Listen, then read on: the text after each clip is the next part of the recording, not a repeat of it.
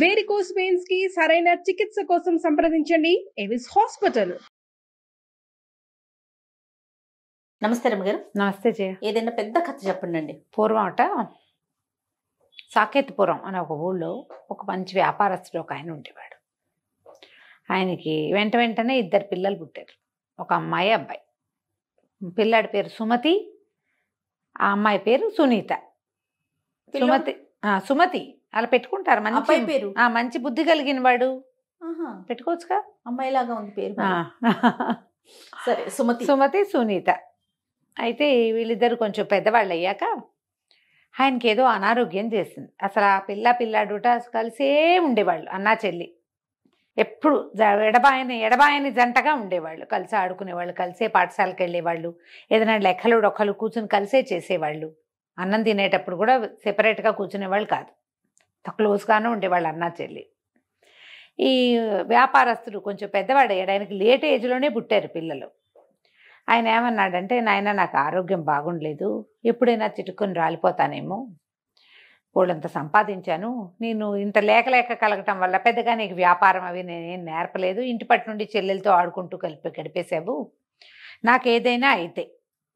పక్కనే శ్రీపురం అని ఇంకో నగరం ఉంది, ఆ నగరంలో లక్ష్మీగుప్తుడని నా స్నేహితుడున్నాడు, మరి అక్కడికి వెళ్ళు, నువ్వు వెళ్తే నీకు బిజినెస్ టాక్టిక్స్ అతను నేర్పిస్తాడు. చక్కగా వ్యాపారం అభివృద్ధి చేయటం, కూర్చుని తింటే ఏముంది, సొమ్మంతా కరిగిపోదు, పిల్ల పెళ్ళి కూడా ఒకటి చెయ్యాలి నువ్వు అని తండ్రి బాగా బోధించాడు. సరేనని అన్నా చెల్లి ఇద్దరు ఒప్పుకున్నారు. చెప్పినప్పుడు కొన్నాళ్ళకి నిజంగానే ఆయన నిద్రలో ప్రాణం విడిచాడు. సరే, కుర్రాడు ఏం చేశాడు, చుట్టుపక్కల వాళ్ళని వీళ్ళని స్నేహితుల్ని అందరినీ కూడగట్టుకుని చుట్టాల పక్కలతోటి తండ్రికి ఉత్తర క్రియలు అవి చేసి చక్కగా దానం ధర్మం అన్నీ గ్రాండ్గా చేశాడు. తండ్రి మరణించిన తర్వాత ఈ కథలు ఇవన్నీ వ్యవహారాలన్నీ కార్యం కరామతు అయిపోయాక ఒకరోజు అన్నాడు, చెల్లాయి చాలా ఖర్చు అయిపోయింది డబ్బు, ఇక మనం ఉన్న వాటితోటి ఉండాలి, నాన్న చెప్పినట్టుగా నేను వ్యాపారపు మెళకువలు నేర్చుకుంటా, వెళ్ళి నువ్వు ఇక్కడ ఉండు, నేను శ్రీపురం వెళ్తానని అన్నాడు. పిల్ల పాపం బాగా ఏడ్చింది, నువ్వు లేకుండా నేను ఉండగలనా, ఒక్కదాన్నే ఉంటానా, ఎట్లా ఉంటాను ఇంట్లో అంటే, అలా కాదు, మరి ఇప్పుడు మన ఇద్దరం వెళ్ళి వాళ్ళు ఎవరింటికో వెళ్తే బాగుండదు, చూడు, కొంచెం కొత్త వ్యాపారము లేదా పాత వ్యాపారపు మెలకువలో నేర్చుకుని ఒక 5-6 నెలల్లో తిరిగి వచ్చేస్తాను అని చెల్లెలకి బాగా నచ్చజెప్పి ఏం చేశాడు, ఒక చిత్రకారుణ్ణి పిలిచి తనదో చిత్రపటం చెల్లెలదో చిత్రపటం గీయించాడు. తన పటం చెల్లెలి బెడ్రూమ్లో పెట్టాడు, చెల్లెలి ఫోటోని తన చేత్తో పుచ్చుకెళ్ళాడు. రోజు పొద్దున్న లేవగానే చెల్లెలి ఫోటో చూడటం, మళ్ళీ పడుకునేటప్పుడు చెల్లెలి ఫోటో చూడటం, అట్లా అని పెట్టుకున్నాడు. ఇప్పుడు చేస్తారుగా మన వాళ్ళు కూడా, అట్లా ఫోటోలు మోసుకెళ్తుంటారు. వెళ్ళిపోయాడు శ్రీపురం. వెళ్తే ఆ లక్ష్మీగుప్తుడు అన్న ఆయన ఇంటికి వెళ్తే ఆయన వీళ్ళ నాన్న పోయారని తెలిసి చాలా దుఃఖించాడు. సొంత అన్నదమ్ముల్లా ఉండేవాళ్ళం, మేము కలిసి ఆడుకున్నాం చిన్నప్పుడంతా, ఉత్తరాలు రాసుకునేవాళ్ళం, కాస్త మీరు పెద్దవాళ్ళు అయ్యాక మీరు పుట్టాక మేము పెద్దగా కలవలేదు, ఏదో చెప్పాడు. అయితే వీళ్ళకి పిల్లలు లేరు. ఈ పిల్లాడు చక్క స్ఫురద్రూపి, ఒక 20 ఏళ్ళ పిల్లాడు, 19-20 ఏళ్ళ పిల్లాడు ఇంట్లో తిరుగుతుంటే వాళ్ళకు కూడా బాగుంది, సరదాగా ఉంది. అయితే ఈ లక్ష్మీగుప్తుడు ఈ శ్రీపురపు నగర రాజుగారితో మంచి స్నేహం కలిగి ఉన్నాడు. అంతకుముందు ఈ కుర్రాడు వాళ్ళ సుమతి వాళ్ళ నాన్నగారు కూడా వచ్చినప్పుడల్లా రాజుగారిని కల్పించేవాడు. తీసుకుపోయి రాజుగారి దగ్గర పరిచయం చేశాడు, నా స్నేహితుడు కొడుకు వ్యాపారంలో మెలకువలు నేర్చుకోవడానికి వచ్చాడండి అంటే, సరే రాజుగారు కూడా ఆదరించాడు. బాగా వస్తూ పోతూ ఉండేవాళ్ళు. రాజుగారికి ఇంచుమించుగా సుమతి వయసే ఒక 2-3 సంవత్సరాల పెద్దవాడైన కుమారుడు ఉన్నాడు, రాకుమారుడు. అతని పేరు ప్రతాపుడికి ఈ సుమతికి ఫ్రెండ్షిప్ కలిసింది. పిల్లాడు యాక్టివ్గా ఉన్నాడు, తెల్లగా చక్కగా ఉన్నాడు. కొత్తగా ప్లేస్ మారి వ్యాపారం నేర్చుకోవడానికి వస్తే మెలకువల్ని అలా సరదాగా ఉంటుంది. ఒకే ఏజ్ వాళ్ళు అయ్యేసరికి ఏదో చిట్ చాటింగ్ కుదురుతూ ఉండేది. తరచుగా రాజభవనంలో విందులు వినోదాలు జరిగేవి. అప్పుడు ఈ లక్ష్మీగుప్తుడిని పిలిచేవాళ్ళు, ఈ అబ్బాయిని సుమతిని కూడా పిలిచి ఇతను పోయి ఒకే వయసు అవటంతో కలిసి ఆడుకోవటం, చదరంగా ఆడటం, పేకాడుకోవటం, చిన్న ట్రిప్స్కి కలిసి వెళ్ళటం జరిగింది. చాలాసార్లు ఈ అబ్బాయే భోజనానికి అక్కడికి వెళ్తూ ఉండేవాడు. తర్వాత ఒకనాడు అన్నాడు లక్ష్మీగుప్తుడితో, తినానా, ఎప్పుడు మనం రాజకుమారుడు పిలుస్తున్నాడు, మనమే భోజనాలకు వెళ్తున్నాం, ఎప్పుడైనా మనం కూడా ఒకసారి భోజనాన్ని పిలిస్తే బాగుంటుంది, మనం ఇంట్లో కూడా ఏదైనా చిన్న భోజనానికి పెట్టి పిలుద్దాం అంటే ఆయన కూడా ఒప్పుకున్నాడు. సరే, ఒక రాజకుమారుడితోటి రాకపోక స్నేహము ఇవన్నీ కూడా మంచివే. అంతేగా. సరే చిన్న వయసు కుర్రాడు, సొంత కొడుకులాగా చూసుకుంటున్నారు వీళ్ళు. ఒప్పుకున్నాడు. ఆయన ఏం చేశాడు, రాకుమారుని ఒకరోజు ఈ సుమతి పుట్టినరోజు నాడు భోజనానికి రమ్మని పిలిచాడు. పిలిచి రాజభవనం నుంచి తమ ఇంటి దాకా వచ్చే దారంతా చక్కగా చాపలు పరిపించి ఆహ్వానించి చాలా బాగా గ్రాండ్గా సకల మర్యాదలు చేశారు. మర్యాదలతోటి ఆ పూట ఏమైంది, బాగా కబుర్లు చెప్పుకున్నారు, మధ్యలో ఆటలాడారు, సరదా ఆటలాడారు, ఎవరో చుట్టాలు కూడా వచ్చారు. ఈ సందట్లో బాగా చీకటి పడింది. అది కరెంటు లేని కాలం కదా, కొంచెం చలికాలం కూడా. చీకటి పడేసరికల్లా రాజకుమారుడికి కొంచెం జలుబు సమస్య ఏదో ఉంది. ఈ చల్లగాలికి బయటికి వెళ్ళటం ఎందుకు, ఈ పూట ఇక్కడే పడుకుందు కానీ అని చెప్పి చెప్పారు. రాకుమారుడు కూడా ఒప్పుకున్నాడు. ఒప్పుకొని ఈ సుమతి గదిలోనే రాకుమారుడి పడక కూడా ఏర్పరిచారు. అది పెద్ద విశాలమైన గది. లక్ష్మీగుప్తుడు కూడా చాలా గొప్పగా డబ్బులున్నవాడు, చాలా పెద్ద వ్యాపారస్తుడు. ఆ కాలంలో వ్యాపారస్తులు రాజులు స్నేహంగా ఉండేవాళ్ళు. మనం చాలా కథల్లో చూస్తాం, అది రాకపోకలు ఉండేవి. అయితే ఈ గదిలోకి వెళ్ళిన తర్వాత పడకలు అరేంజ్ చేశారు. పడుకునేటప్పుడు సుమతి 2 నిమిషాలు వెళ్ళి తన చెల్లెలి చిత్రపటం దగ్గర నిలబడ్డాడు. అట్లా అలవాటు, రోజు ఆ ఫోటో చూసి అప్పుడు వచ్చి పడుకున్నాడు. అదే సమయంలో ఈ ప్రతాపసింహుడు కూడా ఆ ఫోటోను చూశాడు. బాగుందో అమ్మాయి, ఆశ్చర్యపోయాడు. కొంచెం మొహం కామ్గా పెట్టుకున్నాడు. అయితే మర్నాడు పొద్దున్న లేచి బయలుదేరేటప్పుడు ముభావంగా ఉన్నాడు. మర్నాడు పొద్దున కూడా అతను చూశాడు. నిద్ర లేవగానే సుమతి వెళ్ళి ఆ ఫోటో దగ్గర నుంచోటం, ఆ ఫోటో మీద దృష్టి పడింది బాగా. చాలా అందంగా, అంత సౌందర్యవతితో వీడికి స్నేహం ఉండి నాకు చెప్పలేదనిపించింది. రాకుమారుడు అన్నాడు, ఏమోలే నువ్వు ఇంతకాలంగా స్నేహంగా ఉంటున్నావు, నువ్వు అన్ని రహస్యాలు దాచిపెట్టుకుంటున్నావు, నువ్వు నీ సంగతులు ఏవి నాకు చెప్పలేదు, మా సంగతులన్నీ నీకు తెరిచిన పుస్తకంగా ఉన్నాయి, నువ్వు రమ్మంటే మీ ఇంటికి భోజనానికి కూడా వచ్చాను, నీకు అన్ని రహస్యాలు అన్నాడు. అనేసరికి సుమతి ఆశ్చర్యపడి, రహస్యమేం లేదే, నాకు సొంత సంగతులు ఏం లేవు, మీకు తెలియంది అసలు లేదు, నేను అట్లా దాచేవాడిని కాను స్నేహితుల దగ్గర అంటే. మరి దాచకపోవటం ఏంటి, నీ గదిలో ఉన్న ఒక ఫోటో ఉంది కదా, నాకు ఆ సంగతి ఎప్పుడూ చెప్పలేదు అన్నాడు రాకుమారుడు. అనేసరికి ఎందుకు చెప్పలేదు, నేను నీకు చెప్పాను, నాకు ఒక చెల్లెలు ఉంది సునీత, నేను ఊర్లో వదిలిపెట్టి వచ్చాను చెప్పే కదా, సునీతే ఈ పటంలో ఉంది అనగానే ఇతనికి అంతకుముందు ఏమనిపించింది, ఎవరో సౌందర్యవతి ఫోటో వీడికి స్నేహితురాలు అయి ఉంటుందని అనిపించింది. ఎప్పుడైతే చెల్లెలని తెలియంగానే ఇక ఆ అమ్మాయి నాకు కావాలనిపించడం మొదలుపెట్టింది అబ్బాయికి, రాజకుమారుడికి. ఇంటికి వెళ్ళాడు, ఇక మనసంతా ఇక్కడే ఉంది. రాజుగారు 1-2 రోజుల్లో గమనించాడు, కొడుకు సరిగ్గా భోజనం చేయటం లేదు, ముభావంగా ఉంటున్నాడు, ఏమిటి అని నిలదీసి అడిగారు. అడిగేసరికల్లా ఇతను ఏమన్నాడు, నా మనసు ఒక అమ్మాయి మీద పడింది, మరి సుమతి చెల్లెలు సునీత, నాకు అమ్మాయి కావాలి, ఆ అమ్మాయితో నాకు పెళ్లి చేయండి అని అడిగాడు. రాజుగారు ఆశ్చర్యపోయారు. కానీ రాణిగారు, నీ బుద్ధి లేదా, నువ్వు రాజకుమారుడివి, రాకుమార్తెని పెళ్లి చేసుకోవాలి, ఒక రాజ్యం మనకి కలిసేలాగా చూడాలి, అంతే కదా జరిగేది, మనం క్షత్రియులం, క్షత్రియ కన్యను చేసుకోవాలి, పోనీ తప్పి తగిలి వేరే వాళ్ళని చేసుకుని క్షత్రియ కన్యను చేసుకోవాలి, రాజకుమార్తె కాకపోతే వ్యాపారస్తుల పిల్లని చేసుకోవటం ఏమిటి, అట్ట పనికిరాదని ఆవిడ గట్టిగా మందలించింది. కానీ ఆ అబ్బాయి పట్టిన పట్టు విడవల, కాదు నేను చేసుకుంటే ఆ పిల్లనే చేసుకుంటానని పట్టాడు. దాంతో ఇక రాజుగారు ఏమనుకున్నారు, వీళ్ళు ఏం తక్కువ వాళ్ళు కాదు, లక్ష్మీగుప్తుడు చాలా కాలంగా స్నేహితుడు, అతను పెంచుకుంటున్నాడు సుమతిని, సునీత కూడా అతని కూతురే అయినట్టు, వీళ్ళకి సాకేతపురంలో బోళ్ళంత ఆస్తి స్వాస్తి వ్యాపారము ఉన్నాయి, 2 నగరాల వ్యాపారస్తులు మన చేతిలో ఉంటారు, ఇది మంచిదే అని ఆలోచించుకుని సరేనని లక్ష్మీగుప్తుని కేకేశారు. మీ సుమతి చెల్లెలు సునీత పటం చూశారు రాజకుమారుడు, ఆమె పిల్లని చేసుకుంటానంటున్నాడు, మీ ఉద్దేశం ఏంటంటే వాళ్ళు ఎగిరిగా అంతేశారు. రాజుగారితో బియ్యం అంటే చిన్న సంగతే, అదే కదా, మాకేమీ అభ్యంతరం లేదు, మా చెల్లి బంగారు తల్లి అన్నాడు ఇతను. స్నేహితుడు బావ మారుతవుతుంటే సంతోషమే కదా, పెళ్ళి ఓకే. సరే, అయితే ఏమైంది, వీళ్ళకి రాజుగారికి కొంచెం ఒక యంగ్స్టర్ మంత్రి ఒక అతను ఉన్నాడు, యంగ్ వాడు, రాజకుమారుడి కంటే కొంచెం పెద్దవాడు, నాగమ నాయకుడు అతని పేరు, నాగులు అని పిలిచేవాళ్ళు. ఆ నాగుల్ని పిలిచి, ఏమోయ్ మరి రాజకుమారుడి వివాహం కుదిరింది, ఆ పిల్ల ఎవరంటే మన సుమతి వాళ్ళ చెల్లెలు, ఆ ఊర్లో ఉంటారు, సాకేతపురంలో ఉంటారు, పెళ్ళి ఏర్పాట్లు చెయ్యి అని చెప్పేసరికి వాళ్ళు వీరికి ఏం పుట్టింది, ఆ పిల్ల పటం చూసే ఇతను పెళ్లి చేసుకుంటానన్నాడు, పటంలోనే మహాద్భుత సౌందర్యవతి, నిజంగా ఎంత బాగుంటుందో, రాజుగారికి వ్యాపారస్తుల పెళ్ళెందుకు, అంతగతి అయితే మనమే చేసుకోవచ్చు కదా, మనకి వాళ్ళకి సరిపోతుంది, మనము చిన్నప్పుడు వ్యాపారస్తులమే అని ఆ పిల్లని తను చేసుకోవాలని పుట్టింది. ఫోటో కూడా చూడాల, ఊరి అందగత్తె అని తెలుసుకున్నాడు. పిల్ల అందమైంది, అందుకే ఈ అబ్బాయి పడ్డాడు. ఏమన్నాడు, అదేంటండి మనం అట్లా చేసుకోవటము, నేను ఈ సాకేతపురంలో మీరు కోడలుగా చేసుకుందాం అనుకుంటున్న పిల్లకి చాలామంది ప్రియులు ఉన్నట్టు నాకు వార్త ఉందండి అన్నాడు. అనేసరికి రాజుగారు తోక తొక్కిన తాచలాగా లేచాడు. అవురవురా, ఇలాంటి పిల్లని మాకు అంటగడదామని చూస్తున్నారా వీళ్ళు అని వెంటనే లక్ష్మీగుప్తుడికి ఆ అబ్బాయికి ఆ సుమతికి కబురు చేశాడు. వాళ్ళు రాగానే చెర పోట్లాడాడు.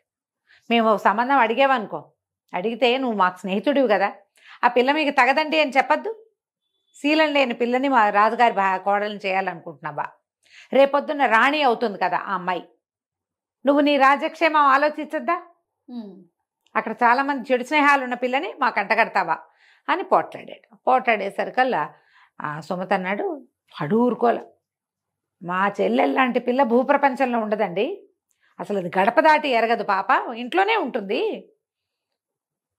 అసలు స్నేహాలు ఏమిటి, నాతో తప్పిస్తే ఇంకొక మగపిల్లవాడితో మాట్లాడిన దాఖలాలు లేవు, మా నాన్న చాలా జాగ్రత్తగా కట్టుబడిగా పెంచాడు, నేను ఈ ఊరొస్తూ ఒక ముసలి దాసిని ఏర్పరిచాను, సమస్తమైన వ్యవహారాలు దాసి చక్కబెడుతుంది, కానీ మా చెల్లెలు బయటికి కూడా వెళ్ళదు, మా దగ్గర పనిచేసే వాళ్ళు ఎవరు మా ఇంటికి రారు, బంధువర్గంలో పెద్దవాళ్ళు ఆడవాళ్ళు తప్పిస్తే ఇంకోళ్ళు మా గడప తొక్కరు, నేను చాలా ఏర్పరిచి వచ్చాను, అసలు మా ఇళ్లలో అలాంటి పద్ధతి లేదు, మా అమ్మాయి చాలా మంచిది, ఒకవేళ మీరు అన్నట్టు మా చెల్లెలు శీలం లేనిదాన్ని మీరు చెప్పించగలిగారంటే ఎవరితోటైనా తలయిస్తాను నేను, నాకు మీరు చిత్రవధ చేయండి, నన్ను మీరు నా తల నరికేసేయచ్చు, మీరు ఏమనాలి దాన్ని, ఉరిశిక్ష అనకూడదు, ఇంకొకటి తల నరికేయటమే అని గట్టిగా పోట్లాడాడు. రాజుగారు అవతలవాడు అంత రియాక్ట్ అయ్యారు. అవునా అలాగా అని వాళ్ళు అనకుండా ఇంతెత్తున లేచాడు కదా ఈ అబ్బాయి, ఆయన తగ్గిపోయి నాగులకు చెప్పాడు, ఏమిటో వాళ్ళు ఇలా అంటున్నారు, అలాంటిది ఏం లేదుట అనేసరికల్లా కాదండి నేను ప్రూవ్ చేస్తానన్నాడు.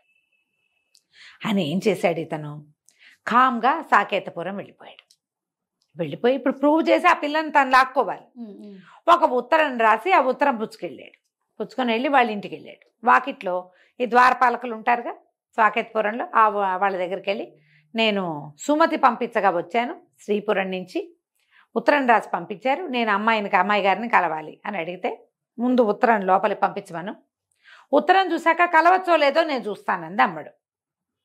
ఉత్తరం లోపలికి వెళ్ళింది.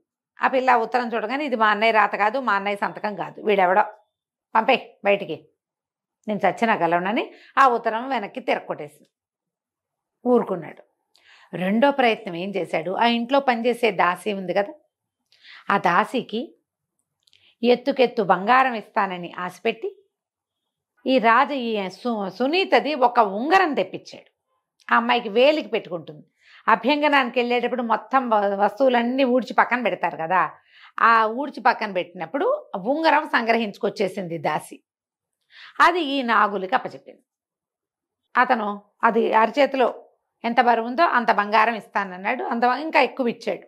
2 గుప్పెళ్ళ బంగారపు కాసులు ఇచ్చి, ఉంగరం ఎంత ఉంటుంది, అరతొలం కూడా ఉండదు కదా, ఇంత బంగారం ఇచ్చి వస్తువులు జేసుకున్నాడు. అక్కడి నుంచి ఆ ఉంగరం పుచ్చుకుని తీసుకుపోయి రాజుగారికి చూపించాడు. శ్రీపురంలో చూపించి, ఇదిగోండి నాతో గడిపింది ఈ అమ్మాయి, నాతో గడిపినందుకు గుర్తుగా తన ఉంగరాన్ని ఇచ్చింది, ఈ ఉంగరం చెల్లెలదా ఉందో అవునో కాదో మీరు సుమతిని కనుక్కోండి. ఆ సుమతిని పిలిస్తే అతనికి కూడా అలాంటి రాయి ఉన్న ఉంగరమే ఉంది. దగ్గర పిల్లలు కదా వాళ్ళు, ఒకటే రకంగా చేయించారు. ఉంగరాన్ని గుర్తుపెట్టాడు. నిర్ఘాంతపోయాడు. మా చెల్లెలు ఇంత పని చేసిందా, లేకపోతే దాని ఉంగరం వీడెవడికో ఎలా వస్తుంది? దుఃఖించి మా నాన్న పెంపక లోపమో నా సహవాస లోపమో ఇలా జరిగింది, మీరన్నట్టుగానే నా కుత్తుకని కత్తికిస్తాను, నేను నన్ను చంపేయచ్చు మీరు అని చెప్పి తనే రాజు దగ్గర లొంగిపోయాడు. పొరపాటున ప్రవర్తన బాగుండలేని మా పిల్లని రాజకుమారుడికి ఆఫర్ చేసినందుకు ఈ శిక్షను నేను అనుభవించడానికి సిద్ధంగా ఉన్నాను అని. లక్ష్మీగుప్తుడికి ఏం చేయాలో తెలియలా. ఎందుకంటే ఈ కుర్రాన్ని కూడా 20 ఏళ్ళు వచ్చాక చూశాడు. ఆ పిల్లని ఆయన అసలు చూడనే లేదు.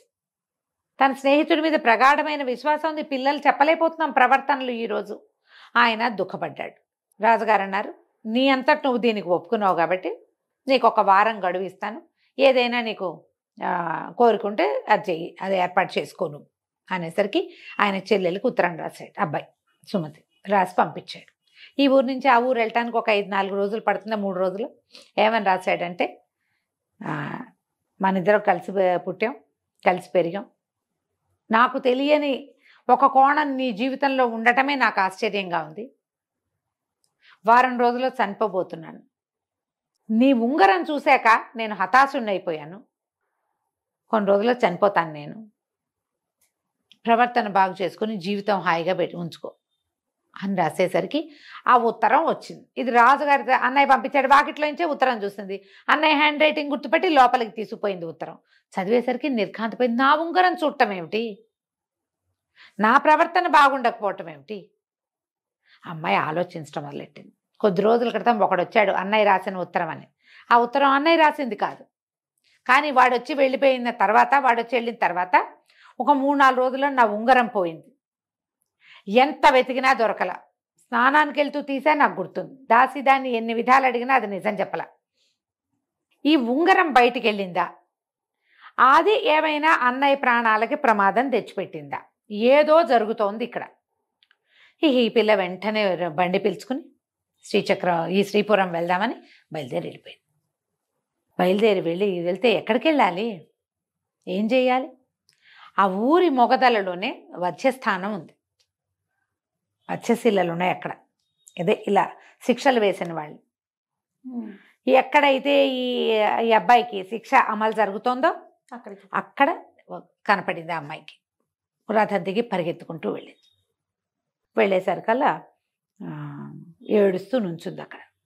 అదే టైంకి రాజు మంత్రి ఇద్దరు వచ్చారు, దగ్గరకు వచ్చారు.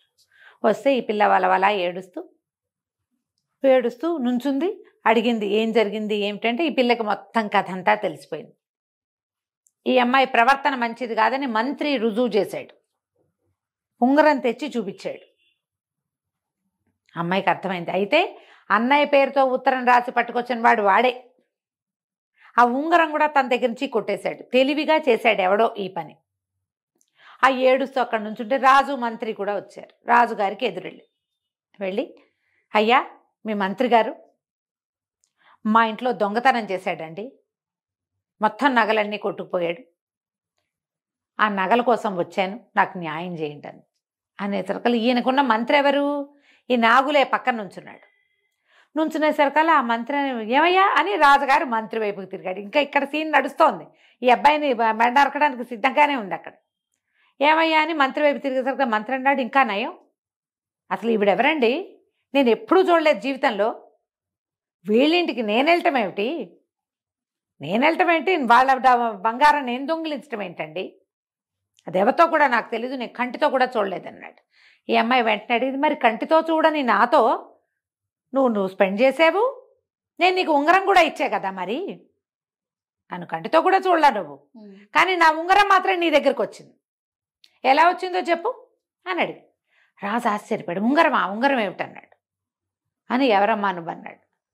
మీ మంత్రి గారు తిరుగుబోతని ముద్రేసిన సునీతనండి, ఈ సుమతి చెల్లెల్ని. ఇతను ఎవరో కూడా నేను చూడలేదు. నా ఉంగరం సంపాదించి ఒట్టి ఉంగరపు గుర్తు మీద నన్ను తిరుగుబోతం చేశాడు, మా అన్నని చావుకు తీసుకొచ్చాడు, సమాధానం కావాలి నాకు దీనికి అని అడిగేసరికల్లా రాజు మంత్రికి వేస్తే మంత్రి మొహం తెలా పోయింది. రాజుగారు చాచి కొట్టాడు. ఏం జరిగింది, ఏం చేసావు నువ్వు, ఎందుకు ఇలా జరుగుతావు అనేసరికి బయటపడిపోయింది. ఈ నాగులు ఎవరిని నమ్మల.